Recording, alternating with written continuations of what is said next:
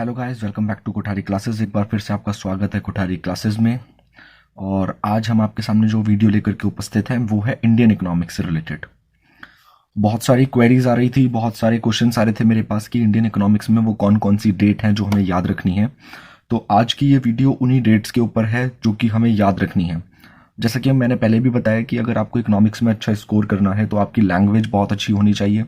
दूसरा, अगर आप इंडियन इकोनॉमिक्स की तैयारी कर रहे हैं तो आपको डाटा याद होना चाहिए, डेट्स याद होनी चाहिए, क्योंकि एक एक नंबर के क्वेश्चन के साथ साथ 4 से 6 नंबर के जो क्वेश्चंस भी आते हैं, अगर आप उसमें डाटा विद डेट लिखते हैं, मेंशन करते हैं, तो उसका काफी इंपैक्ट पड़ता है।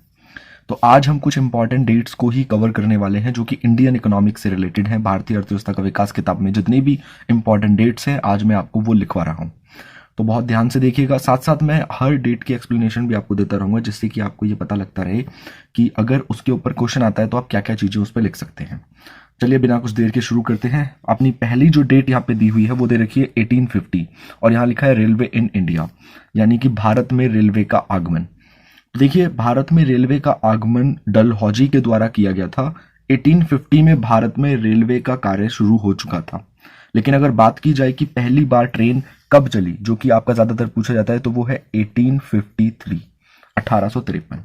1853 डेट याद रखना बहुत जरूरी है। 1853 अगर डेट भी याद करनी है तो है आपका 16 अप्रैल 1853 को पहली ट्रेन भारत में चली। और ये पूछ लिया जाएगी कहां से कहां चली, तो हमें याद रखना है बोरी बंदर से ठाणे। बोरी बंदर से ठाणे के बीच में ट्रेन चली। टोटल डिस्टेंस इसका 34 किलोमीटर था। ठीक है, तो रेलवे के बारे में ये चीज हमें याद रहनी चाहिए। अगर हम रेलवे के बारे में कुछ और बातें भी याद करना चाहते हैं तो उसमें एक बात ये इंपॉर्टेंट आप याद रखिएगा कि जो रेलवे है, भारतीय रेलवे, ये विश्व का सबसे बड़ा रेलवे नेटवर्क है। मतलब इससे ज्यादा बड़ा रेलवे नेटवर्क विश्व में कहीं नहीं है। दूसरा, भारत में जो पैसेंजर ट्रेन चलती हैं वो 13,000 से ज्यादा है। 13,000 से ज्यादा पैसेंजर ट्रेन चलाने का भी भारत के पास रिकॉर्ड है। तो ये चीजें हैं जो भारत को दूसरे देशों से अलग करती है, और रेलवे के बारे में आपको ये बात जानकारी पता होनी चाहिए। ठीक है, तो इसके बाद आता है 1854 में फर्स्ट रेलवे ब्रिज। तो जब बात की जा रही है अपने फर्स्ट रेलवे ब्रिज की, क्योंकि देखिए 1853 में जो ट्रेन चली है वो आपकी चली है मुंबई में ठाणे की तरफ को। तो जो फर्स्ट रेलवे ब्रिज है वो भी उधर की ही तरफ बना है। जगह का नाम है डापोरी। डापोरी जो है वो फर्स्ट मुंबई ठाणे रूट पर ही है फर्स्ट रेलवे ब्रिज, जो कि भारत में बना 1854 में।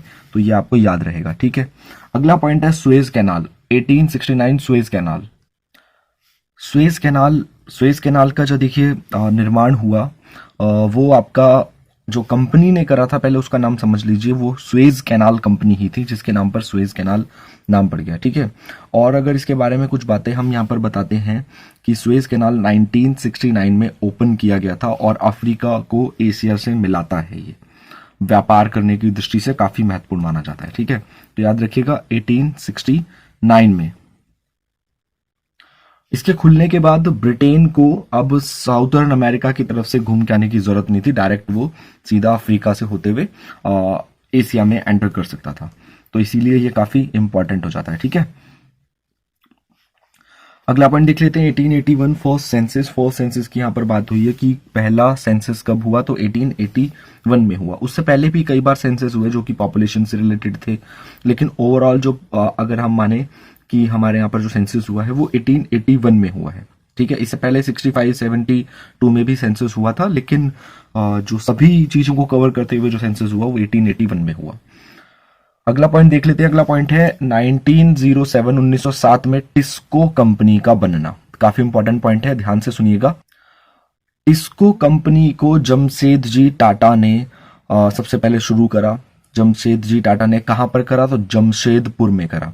आप एक बात याद रखिएगा कि जमशेदपुर, सबसे पहला जो प्लांट लगा टिस्को का वो जमशेदपुर में लगा था 1907 में।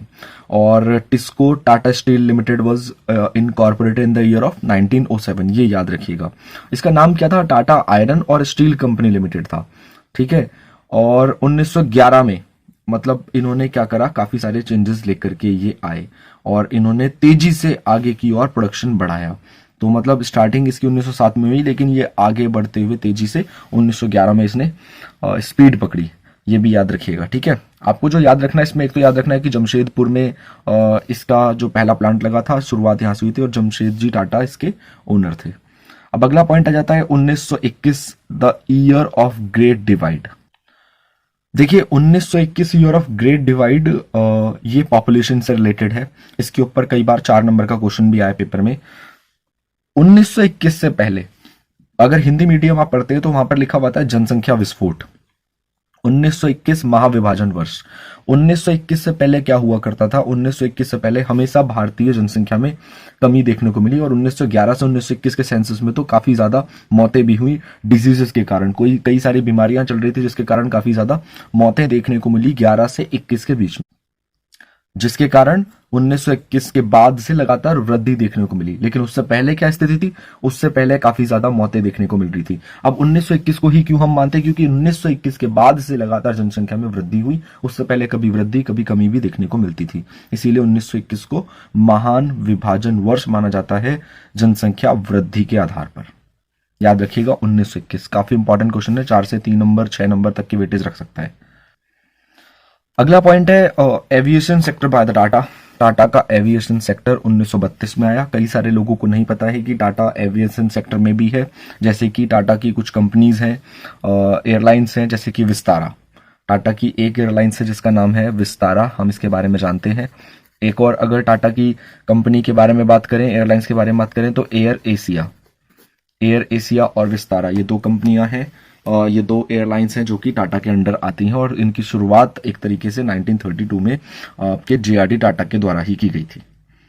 ठीक है, अगली बात कर लेते हैं। अगली बात है 1 अप्रैल 1935 को आरबीआई का गठन हुआ। ये सभी को पता है कि आरबीआई हमारा फॉर्म कब हुआ था? 1 अप्रैल 1935 को। याद रखिएगा आरबीआई का निर्माण कब हुआ। 1948 की बात करते हैं। India's first industrial policy. पहली बार 1948 में भारत में इंडस्ट्रियल पॉलिसी घोषित की गई। पार्लियामेंट में पहली बार बताया गया कि भारत में जो सिस्टम को लागू किया जाएगा वो एक तरीके से मिक्स्ड इकोनॉमी का होगा। ठीक है, तो ये कब हुआ था? आपका 1948 में हुआ था। अब बात करते हैं 1948 गेट के बारे में। गेट क्या है पहले ये समझ लीजिए। General agreement on tariffs and trade GATT कहलाता है। गेट का अर्थ क्या है? जो व्यापार, जो सौदे होने हैं हमारे विदेशों से, उनके बारे में जो नजर रखेगा उनके ऊपर, वो गेट है। तो इसका निर्माण हुआ था आपका 1948 में, 1948 1 जनवरी को। और इसका जो आपका लोकेशन है वो है आपका जेनेवा, स्विट्जरलैंड में। यहाँ पे 2 लैंग्वेज यूज की जाती हैं ऑफिशियली, एक है इंग्लिश और एक है फ्रेंच। आपसे पूछ सकते हैं कि कौन कौन सी लैंग्वेज यहाँ पर यूज की जाती है, तो एक इंग्लिश और एक फ्रेंच यूज की जाती है। लोकेशन कहाँ है? जेनेवा, स्विट्जरलैंड में। कब इसका गठन हुआ था? 1 जनवरी 1948 को। ठीक है, याद रहेगा। इसके बारे में अभी मैं कुछ आगे बताऊंगा आपको। उस टाइम पे इसमें 23 कंट्री शामिल थी, ये भी याद रखिएगा। आगे है कि 1949 में People's Republic of China established हुआ। पीपल्स रिपब्लिक ऑफ चाइना का गठन यानी कि पीआरसी का गठन 1 अक्टूबर 1949 को हुआ। आगे बढ़ते हैं 1951 के बारे में। 1951 यहां पर बता रखा है कि इंडियाज फर्स्ट 5 ईयर प्लान। आप सभी को याद है कि भारत की पहली पंचवर्षीय योजना 1951 में आ गई थी। 1951 में इस पंचवर्षीय योजना, जो कि हैराड डॉबर मॉडल पे निर्भर थी और इसके अनुसार हमें कृषि पर ज्यादा ध्यान देने की बात कही गई थी, ये 1951 की हमारी पहली पंचवर्षीय योजना थी। आगे है कि 1953 में चाइना की पहली पंचवर्षीय योजना आई। देखिए हमारे 2 साल बाद, क्योंकि चाइना स्टैब्लिश्ड थोड़ा बाद में हुआ 1949 में, देन उसके बाद 1953 में चाइना की पहली पंचवर्षीय योजना आई। अगला पॉइंट है 1955, 1 जुलाई 1955 को एसबीआई, 1 जुलाई 1955 को एसबीआई का गठन हुआ। यहां आप देख सकते हैं 1 जुलाई 1955 को एसबीआई का गठन हुआ। याद रखिएगा। और इनका जो था उद्देश्य कि हमें क्या करना है, इनका उद्देश्य था रूरल एरियाज में लोन उपलब्ध करवाना। एसबीआई का पहला उद्देश्य था कि रूरल एरियाज में लोन उपलब्ध करवाया जाए। एसबीआई के बारे में आप ध्यान रखिएगा कि एसबीआई इस समय भारतीय अर्थव्यवस्था का सबसे बड़ा बैंक है और एसबीआई की लगभग 24,000 ब्रांचेस हैं जो कि भारत में कार्यरत हैं। ठीक है, और एसबीआई भारतीय सरकारी बैंक है। देखिए 1955 में आगे बताया है कार्वे कमेटी के बारे में। कार्वे कमेटी का के बारे में मैं आपको एक बात बता दूं। देखिए कार्वे कमेटी के बारे में ज्यादा उल्लेख आपको किताब में नहीं मिलेगा, आपको ऐसे ही इसके बारे में समझना होगा। कार्वे कमेटी का जो निर्माण किया गया था वो किया गया था स्मॉल स्केल इंडस्ट्रीज के विकास के लिए। अगर इसका कोई और नाम हम सोचे तो इसका और नाम, एक और नाम भी हम जानते हैं, also known as the village and small scale industries committee. इसको हम विलेज और स्मॉल स्केल इंडस्ट्रीज की कमेटी भी बोल सकते हैं। किस तरीके से स्मॉल स्केल इंडस्ट्रीज को बढ़ाया जाए। देखिए 1856 में हमारी दूसरी पंचवर्षीय योजना आने वाली थी, और दूसरी पंचवर्षीय योजना पीसी महालनोबिस के जो हमारा मॉडल था उस पर आ रही थी, और इसमें बताया गया था कि हम आगे विकास करना चाहते हैं आपकी इंडस्ट्रियल सेक्टर का। लेकिन इंडस्ट्रियल सेक्टर में भी हम जानते हैं कि क्योंकि भारत में मजदूरी करने के लिए अधिक मात्रा में जनसंख्या है, भारत में अधिक लोग हैं जो निर्धन है, जिन्हें रोजगार की आवश्यकता है, तो हमें स्मॉल स्केल इंडस्ट्रीज को सुधारना पड़ेगा, और इसी के लिए कार्वे कमेटी बनाई गई थी। देखिए 1956 आगे लिखा हुआ है सेकंड इंडस्ट्रियल पॉलिसी रेजोल्यूशन 1956 में, जो हमारा दूसरी पंचवर्षीय योजना थी। ये भी याद रखिएगा, सेकंड इंडस्ट्रियल पॉलिसी रेजोल्यूशन। और एक और इंपॉर्टेंट बात, इसको दूसरे नाम से जानते हैं आईपीआर, इंडस्ट्रियल पॉलिसी रेजोल्यूशन 1956, 1956 का आईपीआर। इसके ऊपर आपका पेपर में क्वेश्चन पूछा जा सकता है, आईपीआर 1956 क्या है। आईपीआर 1956 में ये बात कही गई थी कि अब भारतीय औद्योगिक क्षेत्र को 3 क्षेत्रों में बांटा जाता है। पहला हो गया सरकारी क्षेत्र, दूसरा हो गया आपका निजी क्षेत्र, और तीसरा हो गया इनके अलावा इनके इतर जो क्षेत्र बचे हैं। अब सरकारी क्षेत्र की बात करें, यानी कि आपके सार्वजनिक क्षेत्र की, जिसमें 17 कंपनीज को शामिल किया गया था। 17 ऐसे बड़े बड़े उद्योग बताए गए थे जो केवल सरकारी क्षेत्र के अधीन रहेंगे। इसके अलावा 12 ऐसे उद्योग थे जो कि निजी क्षेत्र के अधीन बताए गए थे, यानी कि जिनका उत्पादन निजी क्षेत्र कर सकता था। और इसके अलावा भी कुछ उद्योग थे जो बोला कि दोनों मिलकर ही करेंगे। तो कुछ इस तरीके की नीतियां बताई गई थी आईपीआर 1956 के तहत। आगे बढ़ते हैं। आगे 1956 पाकिस्तान का पहला पंचवर्षीय योजना आई, ऐसा आपसे पूछा जा सकता है। आपका एक चैप्टर है और लास्ट में आप पढ़ेंगे भारतीय अर्थव्यवस्था का विकास में, जहां पे पूछा जाएगा कि पहली पंचवर्षीय योजना भारत की आई, देन फिर उसके बाद चाइना की आई, और उसके बाद फिर पाकिस्तान की आई। सबसे अंत में किसकी पंचवर्षीय योजना आई? पाकिस्तान की। कौन सी ईयर में आई? 1956 में, जब हमारे यहाँ आईपीआर आया, यानी कि दूसरी पंचवर्षीय योजना, तब पाकिस्तान की पहली पंचवर्षीय योजना आई थी। अगला पॉइंट है 1958 Great Leap Forward. Great Leap Forward के बारे में आप याद रखिएगा, ग्रेट लीप फॉरवर्ड एक चाइना की योजना है। जिस तरीके से भारत में नई आपकी आर्थिक नीति आई थी 1991 में, उसी तरीके की नीति चाइना आपका कब लेकर के आ गया था? ग्रेट लीप फॉरवर्ड के नाम से लेकर के आ गया था 1958 में। और इंडस्ट्रीज को आगे बढ़ाने के लिए, कंट्री को रिकंस्ट्रक्ट करने के लिए ये नई तरीके की नीति लेकर के आए थे, जिसका नाम था ग्रेट लीप फॉरवर्ड। आगे बढ़ते हैं 1965 की तरफ। 1965 में जो बात हुई हमारे साथ, वो है कि यूएस ने हमें थ्रेटन करा कि हमारी सप्लाई रोक दी जाएगी। क्यों करा? इसका रीजन क्या है? यहां पर जो धमकी दी जा रही थी वो फूड ग्रेन सप्लाई के लिए दी जा रही थी, और अगर युद्ध नहीं रुकता, युद्ध किसके बीच में? भारत और पाकिस्तान। 1965 का भारत पाकिस्तान युद्ध को रोकने के लिए यूएस की तरफ से हमारे ऊपर धमकियां दी गई, और ये बोला गया कि आप इस युद्ध को रोकिए। ठीक है, क्योंकि यूएस दोनों ही देशों के साथ व्यापार कर रहा था, इसलिए ये एक घटना घटी 1965 में। उसके बाद first phase of green revolution. देखिए बहुत इंपॉर्टेंट क्वेश्चन है, अगर आप इंडियन इकोनॉमिक्स पढ़ रहे हैं तो बहुत ही इंपॉर्टेंट क्वेश्चन है, जो कि है आपका green revolution. First phase of green revolution जो कि है आपका मिड 60s to 70 है। देखिए फर्स्ट स्टेज आई जो कि ग्रीन हरित क्रांति हम लेकर के आए। इसके बारे में मैं आपको कुछ बातें बता देता हूं। हरित क्रांति भारत में जो लेकर के आए, उनका नाम है आपका एम.एस. स्वामीनाथन। एम.एस. स्वामीनाथन भारत में ग्रीन रेवोल्यूशन लेकर के आए। हाई यील्डिंग वैरायटी सीड्स को लाने के बाद इसकी शुरुआत हुई, और इसकी जो घोषणा की गई, अगर आपसे क्वेश्चन पूछा जाता है, जो कि लास्ट ईयर प्री बोर्ड में पूछा गया था, आप 1966 से 1967 वो ईयर बताएंगे जब भारत में हरित क्रांति आई। 1966 से 1967, अगर पेपर में 66 दिया है तो सिर्फ 66 टिक लगाइएगा। 1966 में HYV सीड्स आने के बाद और हरित क्रांति यानी कि कृषि क्षेत्र में कुछ सुधार लाने के लिए एम.एस. स्वामीनाथन के द्वारा दिए गए सुझाव के बाद 1968 में भारत ने 170 लाख टन उत्पादन करा गेहूं का, जो कि उस टाइम का रिकॉर्ड था।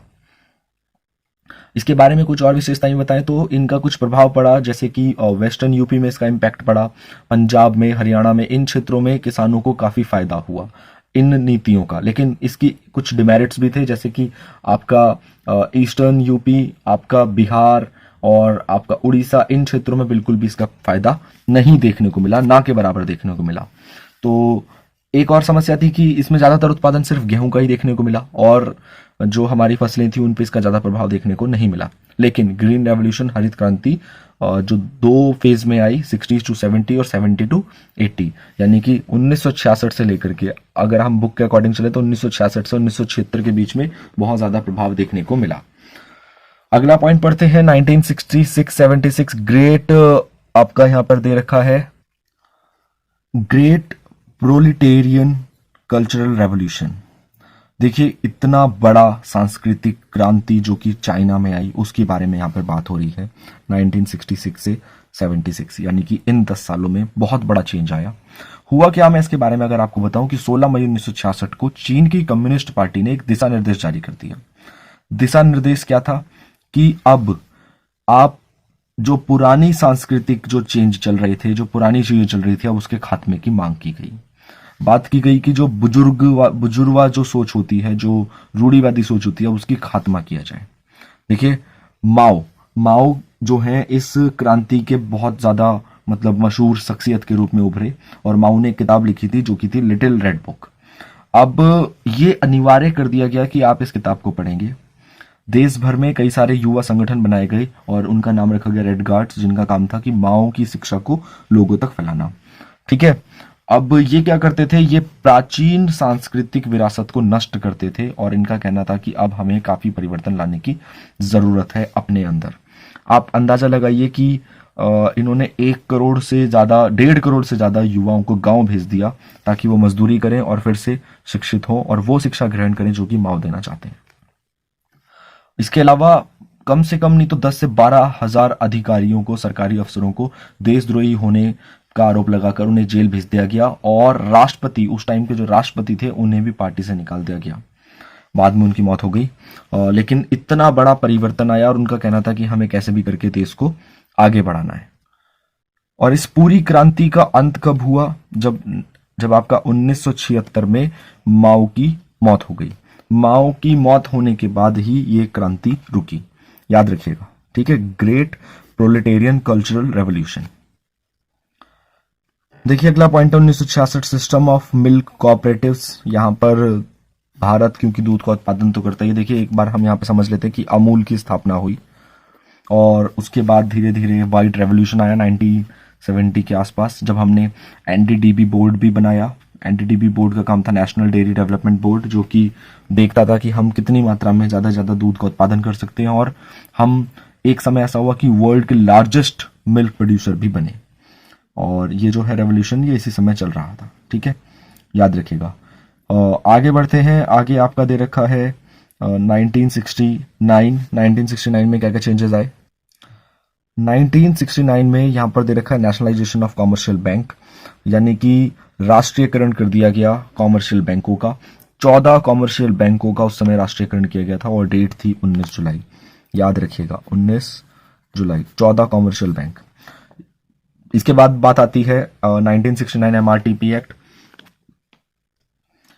1969 का ये एक्ट जो कि एमआरटीपी एक्ट है, monopolistic and the restricted trade practice, इसकी फुल फॉर्म भी आपसे पूछ सकता है। ठीक है, 1 नंबर के क्वेश्चन में इसकी फुल फॉर्म भी पूछ सकता है। अभी हालिया हुए कुछ एग्जाम्स में भी इसकी फुल फॉर्म आई है, प्राइवेट स्कूल के कुछ एग्जाम्स में भी एमआरटीपी की फुल फॉर्म पूछी है। एमआरटीपी का गठन हुआ था 1969 में, जिसका उद्देश्य था कि बड़े उद्योगों पर लगाम कसना। एक समय ऐसा था कि सारी शक्तियां कुछ बड़े उद्योगों के पास ना पहुंच जाए, हैवी इंडस्ट्रीज के पास ना पहुंच जाए, तो उसको कंट्रोल में लाने के लिए यह एमआरटीपी एक्ट बनाया। अब बात कर लेते हैं 1975 में जो इंटीग्रेटेड चाइल्ड डेवलपमेंट स्कीम आई, ये बच्चों के हेल्थ और एजुकेशन से रिलेटेड थी, जो कि 6 साल से कम उम्र के थे। 6 साल से कम उम्र के बच्चों के लिए इंटीग्रेटेड चाइल्ड डेवलपमेंट स्कीम आई थी 1975 में। अगली स्कीम के बारे में बात कर लेते हैं, रीजनल रूरल बैंक्स, जो कि 1975 में गठन हुआ 2 अक्टूबर 1975 में। इनका काम क्या था, ग्रामीण क्षेत्रों में साख उपलब्ध करवाना, रीजनल रूरल बैंक्स। अगला पॉइंट पढ़ते हैं। अगला है second phase of green revolution. जैसा कि मैं आपको बता चुका हूं कि 60 से 70 ऊपर जो था और फिर 70 से 80 यानी कि second phase of green revolution देखने को मिला। ये भी आप याद रखिएगा, second phase of green revolution 70s to 80। आगे है 1978 इकोनॉमिक रिफॉर्म्स ऑफ चाइना। 1978 में चाइना के द्वारा कुछ इकोनॉमिक रिफॉर्म्स लाए गए। जैसे हमारे यहाँ नई आर्थिक नीति आई उसी तरीके से इकोनॉमिक रिफॉर्म्स यहां पर भी आए जो कि 1978 में थे। देखिए, चाइना ने 1978 में खुले बाजार की नीति अपना ली थी। बाहर से लोगों को आकर्षित करने के लिए चाइना ने अपने अंदर काफी परिवर्तन करे। उनमें से एक परिवर्तन हम ऐसा समझ सकते हैं कि जो टैरिफ रेट था वो 56% से गिरा करके 15% कर दिया था। आप अंदाजा लगाइए कितनी तेजी से व्यापार बढ़ा होगा, विदेशी व्यापार। और ये काम उन्होंने कब कर दिया था? 1978 में। हमें समय लगा 1991 तक यहाँ पहुंचने में, तब भी टैरिफ रेट इतने ज्यादा नहीं गिरे जितने कि चाइना 1978 में गिरा चुका था, जिसका प्रभाव आज हमें देखने को मिल रहा है कि चाइना विश्व में एक उभरती हुई शक्ति के रूप में आगे बढ़ रहा है इकोनॉमिकली।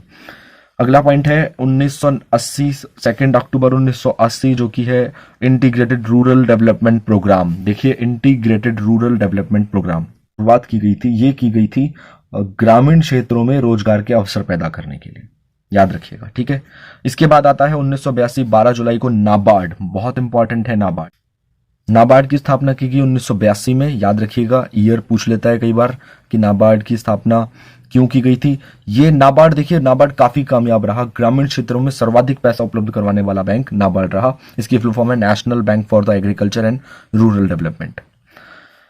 आगे आता है 20 सूत्रीय कार्यक्रम। 20 सूत्रीय कार्यक्रम की स्थापना हुई 14 जनवरी 1982 को। अब देखिए, ये छोटे छोटे पॉइंट्स हम ऐसे पढ़ लेते हैं। एनवायरमेंटल प्रोटेक्शन प्रोग्राम या एक्ट हमने कब लेकर के आए? 1986 में। उसके बाद आया 1988 में economic policy of Pakistan. Pakistan की जो इकोनॉमिक पॉलिसी आई, हमारी इकोनॉमिक पॉलिसी 1991 में आई, लेकिन पाकिस्तान की इकोनॉमिक पॉलिसी 1988 में आ गई थी। अब आई हमारी नई पॉलिसी 1991, नई आर्थिक नीति, न्यू इकोनॉमिक पॉलिसी, LPQ, खुले बाजार की नीति। बहुत सारे नामों से इसे जानते हैं। खुले बाजार की नीति खुले बाजार की प्रक्रिया से अलग है, याद रखिएगा। खुले बाजार की नीति मतलब हमने अपने यहाँ पर मार्केट्स ओपन कर दी, विदेशी निवेशकों को अपनी ओर लुभाना चालू कर दिया। LPG जो कि LPQ की जगह आया था। पहले हमारे यहाँ पॉलिसी होती थी लाइसेंस, परमिट एंड कोटा। अब हमारे यहाँ पॉलिसी हुई लिबरलाइजेशन, प्राइवेटाइजेशन एंड ग्लोबलाइजेशन। कब आया ये नीति? 1991 में आई, ठीक है। आगे आते हैं 1991, a year of divide, great divide भी बोल सकते हैं। जैसे कि महाविभाजन वर्ष था आपका, जनसंख्या वृद्धि में 1921, इसी तरीके से आर्थिक रूप से परिवर्तन में 1991 को माना जाता है। उसके बाद आया 1991 गोल्डन रेवोल्यूशन। देखिए, याद रखिएगा गोल्डन रेवोल्यूशन का मतलब क्या है। गोल्डन रेवोल्यूशन जो रिलेटेड है हॉर्टिकल्चर से रिलेटेड है। हॉर्टिकल्चर यानी कि बागवानी और शहद का उत्पादन। 1991 से 2003 के बीच में बहुत ज्यादा उत्पादन देखने को मिला शहद का, और इसी तरीके से बागबानी भी बहुत ज्यादा की गई। इसी को हम गोल्डन रेवोल्यूशन के नाम से जानते हैं। गोल्डन रेवोल्यूशन का मतलब है आपका हॉर्टिकल्चर यानी कि बागवानी और शहद का उत्पादन, ठीक है। उसके बाद 1993 प्राइम मिनिस्टर रोजगार योजना। देखिए, बहुत इंपॉर्टेंट योजना आई ये योजना। इस योजना का काम क्या था? सेल्फ एम्प्लॉयमेंट की अपॉर्चुनिटीज प्रोवाइड करना बच्चों को एजुकेट करके, और इसमें 10 लाख तक का लोन प्रोवाइड कराने की बात की गई थी, जो कि है आपका प्रधानमंत्री रोजगार योजना, सेल्फ एम्प्लॉयमेंट से रिलेटेड। अगला आया 1995 रूरल एम्प्लॉयमेंट जनरेशन प्रोग्राम। इसमें क्या किया गया था? तो खादी इंडस्ट्रीज को आगे बढ़ाने के लिए कार्य किया गया था। देन उसके बाद 1995 में आया मिड डे मील स्कीम। आप सभी को पता है मिड डे मील स्कीम क्या होती है, और मिड डे मील स्कीम का निर्माण हुआ 1995 में। ये देखा गया कि बच्चे स्कूल से क्यों भाग जाते हैं, तो उसका एक निजी कारण माना गया था कि भूख लगने के कारण, तो इसीलिए मिड डे मील को शुरुआत किया गया था। 1995 नेशनल सोशल असिस्टेंट प्रोग्राम। ये पेंशन से रिलेटेड था, एल्डरली पीपल्स के लिए और विडोज यानी कि विधवाओं के लिए। उसके बाद आता है वर्ल्ड ट्रेड ऑर्गेनाइजेशन 1995। देखिए, हमने अभी पढ़ा था गेट के बारे में। हमने यहाँ पर पढ़ा था गेट के बारे में कि गेट का निर्माण किया गया था। ये गेट वाज फॉर्म्ड इन 1948, लेकिन ये गेट का समापन हुआ, यानी कि गेट को अब परिवर्तित करके बना दिया गया क्या? WTO। गेट को समाप्त कर दिया गया और WTO बना दिया गया, याद रखिएगा, ठीक है। उसके बाद आता है 1997 12 दिसंबर को स्वर्ण जयंती शहरी रोजगार योजना। उसके बाद आता है 1999 फेमा भारत की फॉरेन एक्सचेंज मार्केट को सुधारने के लिए एक एक्ट सरकार लेकर के आई थी, जो कि था फॉरेन एक्सचेंज मैनेजमेंट एक्ट 1999। उसके बाद आया प्रधानमंत्री ग्रामोदय योजना, ग्रामीण क्षेत्रों में पानी उपलब्ध करवाना, सड़क उपलब्ध करवाना, मकान बनवाना आदि चीजों के लिए प्रधानमंत्री ग्रामोदय योजना की शुरुआत हुई 25 दिसंबर सन 2000 में। उसके बाद आया removal of quantitative restrictions of foreign trade, 2001 में विदेशी व्यापार को सुगम बनाने के लिए यह कदम उठाया गया। उसके बाद 2004 में food for work programme, food for work programme के बारे में समझिए।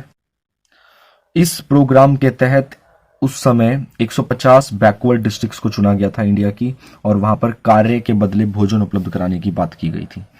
ठीक है, तो फूड फॉर वर्क प्रोग्राम जो कि आया आपका 2004 में। उसके बाद 2005 में आया आपका मनरेगा, Mahatma Gandhi National Rural Employment Guarantee Act. 100 दिन का आपको रोजगार उपलब्ध करवाएगा।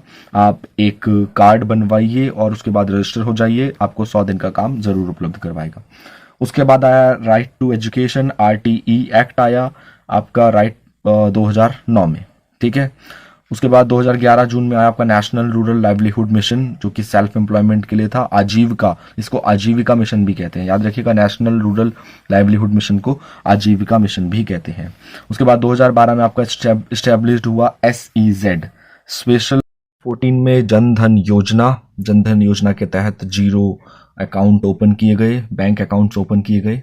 देन उसके बाद आया 2014 में ही मेक इन इंडिया। 2015 में आपका आया नीति आयोग। ठीक है, नीति आयोग के बारे में भी आपको पता ही होगा कि ये योजना आयोग की जगह पर आया था। नीति आयोग के बाद जो एक डेट है जो इंपॉर्टेंट है वो रिलेटेड है GST से। GST कब आया? 2017 में। अगर डेट पूछी जाए तो 1 जुलाई 2017 में GST भारत में आया। 1 जुलाई 2000 मतलब लागू हुआ 2017 में। एक ये डेट भी इंपॉर्टेंट है। तो ये कुछ इंपॉर्टेंट डेट्स थी जो हमें याद रखनी चाहिए अगर हम इंडियन इकोनॉमिक्स पढ़ रहे हैं। और आप इंडियन इकोनॉमिक्स अगर सही से तैयारी कर रहे हैं तो आपको ये पॉइंट्स याद होंगे आपको, क्योंकि चैप्टर वाइज ये पॉइंट्स आते हैं। लेकिन ये लिस्ट आपको यहाँ पर मैंने दिखा दी है, आप इसको पॉज करके नोट कर लीजिएगा। ये सारे वो पॉइंट्स हैं जो कि पूरी बुक में आपको ढूंढने नहीं पड़ेंगे, आप एक ही पेज पे निकाल सकते हैं। मैं इस पेज का PDF लिंक अपने टेलीग्राम चैनल पे शेयर कर चुका हूं, आप वहां जाकर के देख सकते हैं। टेलीग्राम का, जैसा कि आप अभी वीडियो में देख पा रहे हैं कि टेलीग्राम का चैनल हमारा, जिसमें मैं फ्री में सारे नोट्स प्रोवाइड करा रहा हूँ, सारी PDF मैंने वहाँ अपलोड कर दी, आप जाकर के वहाँ डाउनलोड कर सकते हैं, ग्रुप को ज्वाइन कर सकते हैं, ताकि आसानी से आपको सारे नोट्स मिल जाएं। इवन हम प्रोजेक्ट फाइल्स भी वहाँ पे अपलोड कर रहे हैं। जो स्टूडेंट्स प्रोजेक्ट फाइल कंप्लीट कर चुके हैं वो प्रोजेक्ट फाइल्स हम वहाँ पे अपलोड कर रहे हैं, चाहे वो बिजनेस की हो, चाहे इकोनॉमिक्स की हो, चाहे हिस्ट्री या फिर पॉलिटिकल साइंस की, ताकि और स्टूडेंट्स को भी हेल्प मिलती रहे। कोरोना के कारण वैसे ही स्कूल ओपन नहीं हुए और प्रिपरेशन पे काफ़ी इम्पैक्ट पड़ा है, तो पूरा फोकस है कि अच्छे से आप सबकी तैयारी हो पाए। इसीलिए वहाँ पर सारे notes free of cost provide कराए जा रहे हैं। उसका लिंक मैं नीचे डिस्क्रिप्शन में डाल दूंगा। और जैसा कि आप सभी जानते हैं कि पिछले काफ़ी टाइम से वीडियो नहीं आई थी, कुछ पर्सनल रीजंस की वजह से, कुछ ऐसे इश्यूज चल रहे थे जिसकी वजह से वीडियो नहीं आ पाई। लेकिन अब प्रॉपर तरीके से रेगुलर वीडियोस अपलोड होंगी और आप जुड़े रहिए चैनल से, वीडियोस को शेयर करिए, अपने दोस्तों तक पहुंचाइए, क्योंकि अब बहुत अच्छे से हम तैयारी करेंगे। ठीक है, तो आप अगली वीडियो तक इस वीडियो को देखिए और जो वीडियोस है हमारी उन्हें देखिए, इन वीडियोस को शेयर करिए और बने रहिए कोठारी क्लासेस के साथ। Thank you so much.